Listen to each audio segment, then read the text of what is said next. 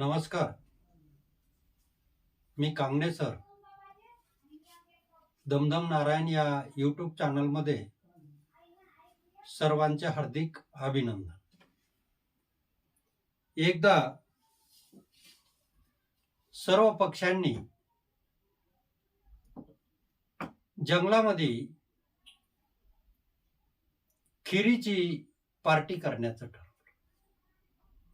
एक वानर, मांजर, कावळा, चिमणी आणि ससा हे 5 जण मित्र म्हणून त्यांनी एक आपल्या जंगलामध्ये पार्टी करण्याचं ठरवलं.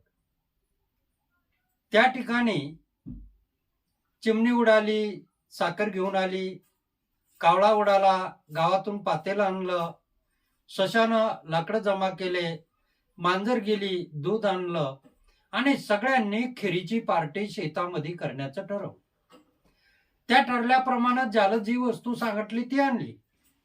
चिमणीनं साखर घेऊन आली, कावळ्यानं पातेलं आणलं, ससा लाकडं गोळा करू लागला, वानरानं पाणी आणलं आणि मांजरानं दूध आणलं. त्या नदीच्या काठावरती सगळ्यांनी आपलं ते मांडलेलं आहे त्या ठिकाणी त्यांनी दगड गोळा केले, दगडावर पातेलं मांडलं, त्याच्यामध्ये दूध टाकलं, दुधामध्ये साखर टाकली आणि सगळीकडून 5ही जण बसले आणि ती खीर तयार करू लागले. त्यांची खिरीची मेजवानी होती. सर्व जणांना खीर खायची होती आणि म्हणून त्या ठिकाणी त्या खिरीची मेजवानीची पार्टी त्यांची सुरू झाली. सगळे ते पशु आणि प्राणी म्हणजे मांजर, तो वानर, ससा, चिमणी, कावळा हे 5ही जण त्या ठिकाणी बसून होते. अगदी मस्तपैकी सकाळपासून अगदी 8-10 वाजेपर्यंत खिरीची तयारी झाली त्यांची. आता खीर झाल्यानंतर सगळ्या जणांनी असं ठरवलं, चला आता स्वच्छपैकी नदीमध्ये एकदा आंघोळी करू आणि आंघोळी करून आलो की सगळे जण ही खीर खायला बसू. मांजर फार हुशार होता. मांजर म्हटलं, हे बघा गडा, मला काही आंघोळ करायची नाही आणि एरवी तरी खीर सांभाळायला कोणीतरी लागेलच. असं करा, तुम्ही सगळेजण आंघोळीला जा, मी तोपर्यंत खीर सांभाळत बसते. वानर आंघोळीला गेलं, ससा आंघोळीला गेला, चिमणी गेली, कावळाही गेला, पण मांजर मात्र त्या ठिकाणी बसूनच राहिले. सगळेजण दूर नदीमध्ये आंघोळ करायचे आणि त्यांचं लक्ष इकडं नाही हे बघून मांजरानं काय केलं, त्या पातेल्यातली सगळी खीर खाऊन टाकली आणि सगळी खीर खाल्ल्यानंतर मांजर अगदी पोटभर खाल्ली, काही खीर शिल्लक ठेवली नाही आणि मांजर मस्तपैकी त्या ठिकाणी झोपून राहिले. मांजराला अगदी पोटभर खाल्ल्यामुळे डोळा लागला. दूध मांजराचं पहिलंच आवडतं आणि त्यातही साखर मिळाली. मांजर तर खुशच झालं.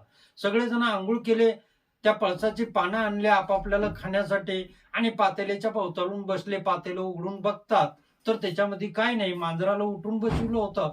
मांजर म्हणत होतं की बाबा मला काही जेवायचं नाही, माझं पोट दुखायलंय, बघा ना कसं पोट फुगलंय. म्हणून मांजर जेवायला तयारच नव्हतं आणि बळोबळी त्या सगळ्यांनी उठवलं आणि बसवलं आणि ते पातेलं उघडलं आणि पात्र टेकलेले सगळ्यांच्या समोर आणि बघतात तर काय, त्याच्यामध्ये खीरच नाही. मग मांजराला विचारलं, तू सांभाळायला होती, खीर काय झाली?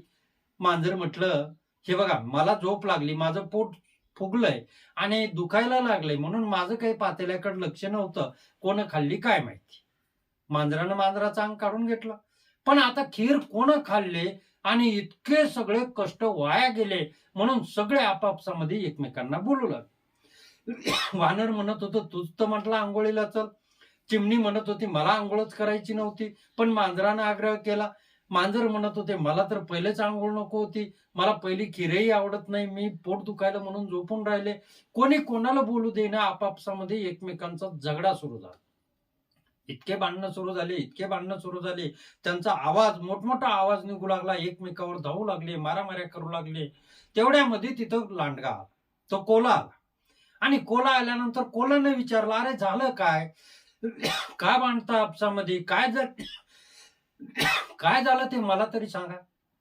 सगळेजण कोल्याला सांगू लागले, घडला प्रकार काय काय झाला. कोला म्हटलं, थांबा, खीर कोण खाल्ली आपण त्याची परीक्षा घेऊ आणि त्या परीक्षेमध्ये खरंच कोण खीर खाल्ली ते उघड होणार. वानराला सांगितलं जा गावात जा आणि एक घागर आण. वानर पळत पळत गावामध्ये गेलं, 2-4 उड्या मारल्या, या घरातून त्या घरात गेला, एक घागर उचलली, पळत येऊन नदीच्या काठी ठेवली. नदीच्या काठी ठेवल्यानंतर कोल्हा फार हुशार होता. कोल्ह्यानं काय केलं, घागर पाण्यामध्ये उघडी ठेवली. उघडी ठेवलीमुळं घागरीत काही पाणी गेलं नाही.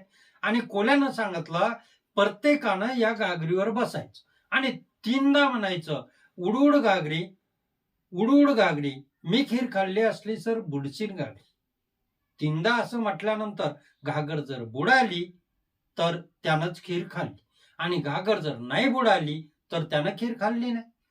आता ठीक आहे म्हटले, घागर पाण्यामध्ये ठेवली. पहिल्यांदा चिमणी पटकन जाऊन घागरीवर बसली, कारण चिमणीचं खरं होतं. चिमणी 3दा म्हटली, उडूड घागरी वरच्या पातळी, मी खीर खाल्ली असली तर बुडशीन घागरी. परत एकदा म्हटली, उडूड घागरी वरच्या पातळी, मी खीर खाल्ली असली तर बुडशीन घागरी. 3दा चिमणी म्हटली तरीही घागर बुडाली नाही. चिमणी पटदिशी त्या घागरीहून उडाली, काठाला येऊन बसली आणि आता कावळा जाऊन बसला. कावळाही तेच शब्द म्हटला, उडूड घागरी वरच्या पातळी, मी खीर खाल्ली असली तर बुडशीन घागरी. घागर काही बुडालीच नाही. नंतर 3 वेळेस कावळा म्हटल्यानंतर कावळाही खाली आला. नंतर ससा घागरीवर बसला, टुनकून उडी मारली, घागरीच्या बुडावरती बसला आणि ससा देखील म्हटला, उडूड घागरी वरच्या पातळी, मी खीर खाल्ली असली तर बुडशीन घागरी. परत एकदा म्हटला, उडूड घागरी वरच्या पातळी, मी खीर खाल्ली असली तर बुडशीन घागरी. 3 वेळेस म्हटल्यानंतरही घागर बुडाली नाही. आता पाळी आली ती वानरावरती. वानराचं वजन जास्त होतं, तरी सुद्धा वानर घाबरलं नाही, कारण वानरानं खीरच खाल्ली नव्हती. वानर उडी मारली आणि घागरीवर बसलं आणि 3 वेळेस वानर सुद्धा म्हटलं, उडूड घागरी वरच्या पातळी, मी खीर खाल्ली असली तर बुडशीन घागरी. पण घागर काही बुडालीच नाही आणि वानरही पाण्यात बुडालं नाही. 3ही वेळेस वानरांना तसं म्हटलं. आता 4 मित्र संपले. चिमणी संपली, कावळा संपला, ससा संपला आणि वानरही संपलं घागरीवर बसून. पण आता राहिलं ते कोण? मांजर. मात्र मांजर लबाड होतं. मांजरानं खीर खाल्ली होती. आता मांजराला सांगितलं तू बस, तर मांजर नाटक करू लागलं, माझं पोट दुखतंय, मला उडी मारता येत नाही, मी घागरीवर बसणार नाही, असे कारण दाखवू लागलं. आणि ते कारण दाखवणं म्हणजे मांजरानं खीर खाल्ली आणि सगळेजण आता आपल्याला मारणार या भीतीनं मांजर पळत सुटलं. जसं मांजर पळालं तसं कोल्हं म्हटलं, बघा या मांजरानंच खीर खाल्ली आणि आता पकडात आलं. आणि सगळे 4ही मित्र मांजराच्या पाठीमागे लागले. मांजराला पकडलं आणि बेदम मार दिला. इतका मार दिला, इतका मार दिला की मांजराला 8 दिवस जाग्यावरून उठता आलं नाही. मित्रांनो, मांजर तर घायाळ झालं, पण सांगण्याचं तात्पर्य, आपल्या आयुष्यामध्ये असे मित्र असतील आणि त्यांच्या सोबत आपण कुठलंही काम करत असेल तर त्याच्यामध्ये आपण फसल्याशिवाय राहणार नाही. म्हणून या गोष्टीचा तात्पर्य असा आहे की जर एखादा मित्र आपल्याशी जोडायचा असेल तर तो मित्रांनो विचार करून जोडला पाहिजे. जर अविचारी मित्र जोडला गेला तर या मांजरासारखा तो आपल्याला धोका देत असतो. म्हणून लक्षात ठेवा, मित्र असेल तर तो पारखून निरखून विचार करूनच त्याच्याशी मैत्री करा, अन्यथा मित्र न केलेला बरा. इथे थांबतो. गोष्ट जर आवडली तर लाईक करा, शेअर करा, सबस्क्राईब करायला विसरू नका. जय हिंद, जय महाराष्ट्र, जय शिवराय.